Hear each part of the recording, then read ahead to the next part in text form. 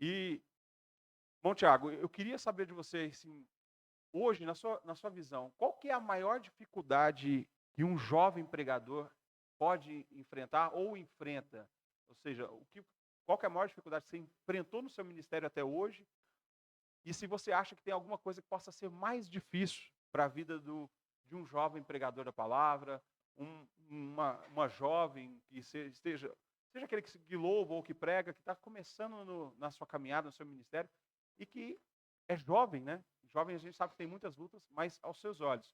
Qual que foi a maior dificuldade que você enfrentou? E se você não acha que é a maior, qual que você acha que poderia ser a maior dificuldade do jovem? Olha, na verdade não tem como a gente falar só uma, né, de fato. Mas eu vou começar falando da renúncia, porque renunciar não é fácil. Quando o assunto é renúncia, não é fácil, é desafiador. Porque, você vai ter que de fato renunciar à sua vontade, à sua carne, para poder viver a vontade de Deus. E é bom a gente deixar claro que a vontade de Deus, ela vai na contramão da nossa vontade.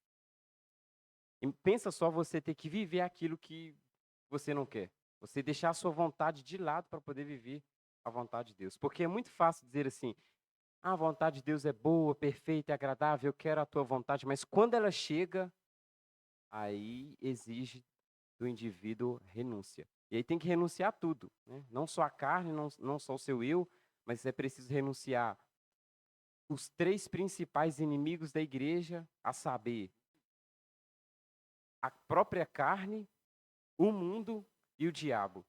Então, quando a gente fala de aceitar a vontade de Deus, a gente tem que entender que o nível de renúncia é muito grande. Quem diz assim: "Ah, eu vou renunciar à internet, eu vou renunciar à minha carne", ou afirma estar vivenciando uma vida de renúncia. Será mesmo? Porque renúncia dói. Se quem está nos assistindo disser assim: "Eu vivo uma vida de renúncia", então isso está lhe causando dor, porque renunciar dói.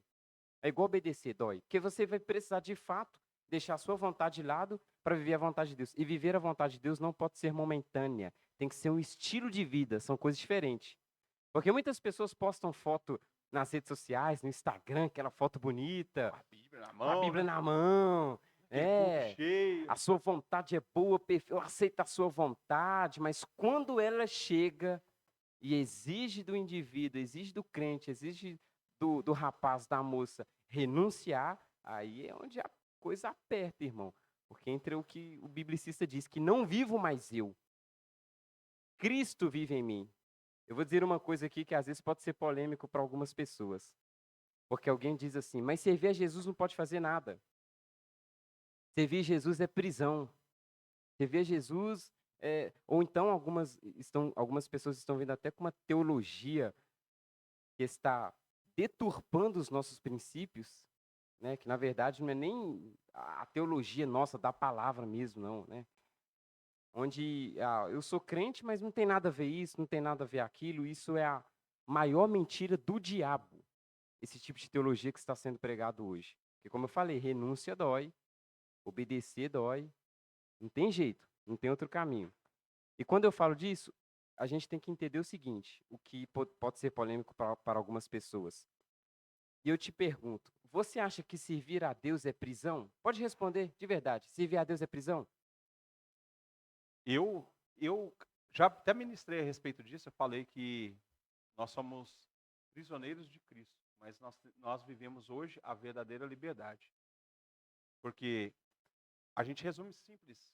Lucas 9:23. Aquele que quer vir após mim, negue-se a si mesmo, tome a sua cruz diariamente e siga-me. Então, nós somos servos, nós nos temos que nós somos servos. E o servo é aquele que não tem mais prazer na sua própria vontade. Seu prazer está em alegrar o seu Senhor. Então, nós somos prisioneiros em agradar a Deus, mas somos livres em Cristo para a salvação. E aí a gente deixa claro o seguinte, porque a palavra servo significa escravo. É por isso que algumas pessoas têm essa ideia distorcida. Servir a Jesus não pode fazer nada, é uma escravidão. Pelo contrário, nós somos servos, escravos, porém da orelha furada. Porque Obedecemos. o servo, o escravo, comum, que não tinha orelha furada, tinha um jugo sobre ele. Então ele era obrigado a ser servo. Ele era obrigado a ser escravo. Agora, o escravo da orelha furada, ele é por livre e espontânea vontade. Olha que privilégio.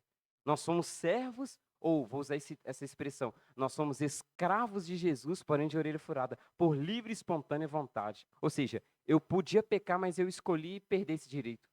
Nós abrimos mão. Eu abri mão.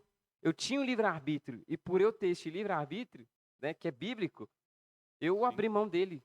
O livre-arbítrio me fez eu abrir mão. Eu escolhi ser servo, ser escravo, porém de orelha furada, que significa por livre e espontânea vontade. Então, quando alguém diz assim, mas servir a Jesus é uma prisão, servir a Jesus é uma cadeia. Sim, eu escolhi ser preso. Eu me rendi a essa escravidão. Eu tinha o livre-arbítrio e eu podia fazer e vestir o que eu queria, mas eu escolhi ser um escravo da orelha por livre e espontânea vontade. Eu tinha tanto livre-arbítrio, tanta liberdade, tanto direito de escolha, que eu falei, eu não quero. Eu quero perder o meu direito de escolha. Eu não quero essa liberdade, eu quero perder o meu direito de escolha. Tremendo, né? A gente tem a oportunidade de decidir o que a gente quer fazer, mas nós escolhemos obedecer o Senhor, né?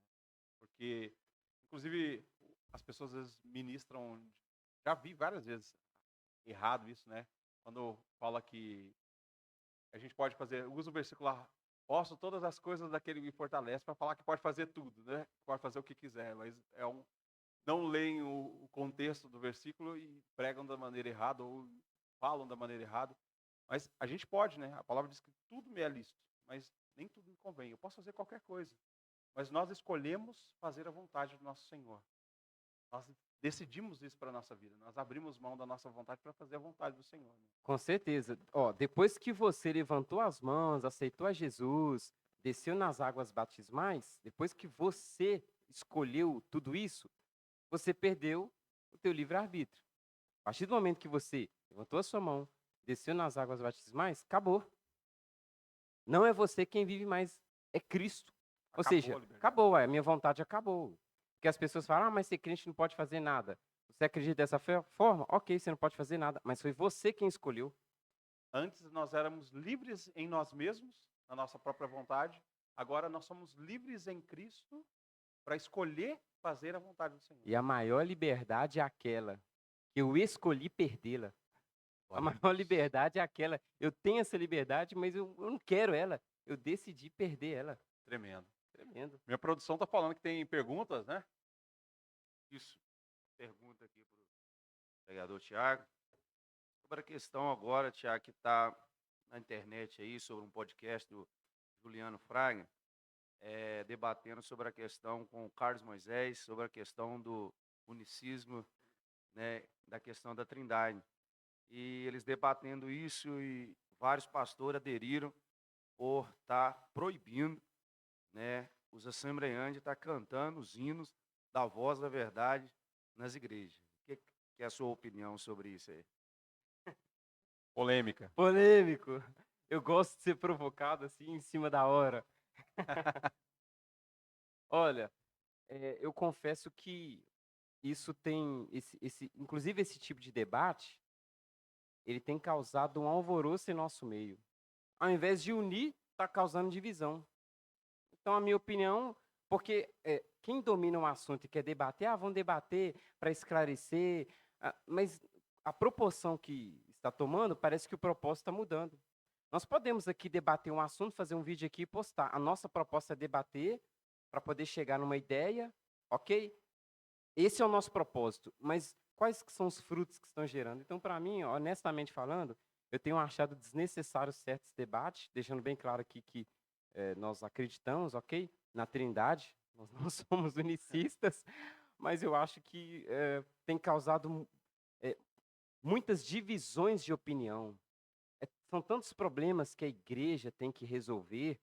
Como eu disse aqui anteriormente, a igreja tem 3 inimigos, que é a sua própria carne, o mundo e o diabo, que nós temos que combater. Agora, os próprios pastores se debatendo, ao invés de unir ou chegar a um propósito específico, que pelo menos eles estabelecem, o que está causando são divisão no meio do povo. Então, assim, eu, honestamente falando, tenho achado muito desnecessário essa... Está causando mais dissensão do que esclarecimento. Justamente. Então, não está causando união, está causando justamente dissensão, que é um fruto da carne. e vai contrário ao que a palavra de Deus nos ensina, né? Beleza, o pastor lá, como foi mencionado ali, não vai cantar os hinos porque ele acredita naquilo que nós não acreditamos, ok. Só que tem assembleando que, por exemplo, ele é pós-tribulacionista, e aí? Ele não vai poder pregar no nosso altar, não? Entendeu? Tem assembleando, Pode falar de política aqui? Pode, irmão, fica à Pode falar vontade. qualquer coisa aqui? Pode. Olha, tem gente que tem assembleando porque nós defendemos um lado que faça mais sentido com os princípios da palavra na qual nós a professamos. Ela é a nossa regra de fé, a Bíblia. Ela é suficiente. Então nós defendemos, não que nós não somos partidários, mas nós defendemos aquilo que está mais próximo da palavra da fé que nós professamos. Mais alinhado com os nossos valores. Né? Mas, muito bom, justamente isso. E o que essa minha fala tem a ver? Que existem pessoas que estão do outro lado. E aí, vai continuar cantando? Parece que fica incoerente. Ok, eu não vou cantar louvores do pastor lá porque não acredita na Trindade, mas eu vou ouvir a palavra de alguém que vota num partido que está ferindo seus princípios. Então, acaba que fica uma coisa incoerente, hipócrita e que tem causado muita divisão no meio do povo. É o que a gente estranha, né? A gente fala, a gente até brinca, né? Como é que pode ter um crente de esquerda, né? É meio difícil. Se ele observa os valores da palavra e o que esse povo apregou aí, né? Mas, felizmente, que Deus traga luz a esses corações aí, em nome de Jesus.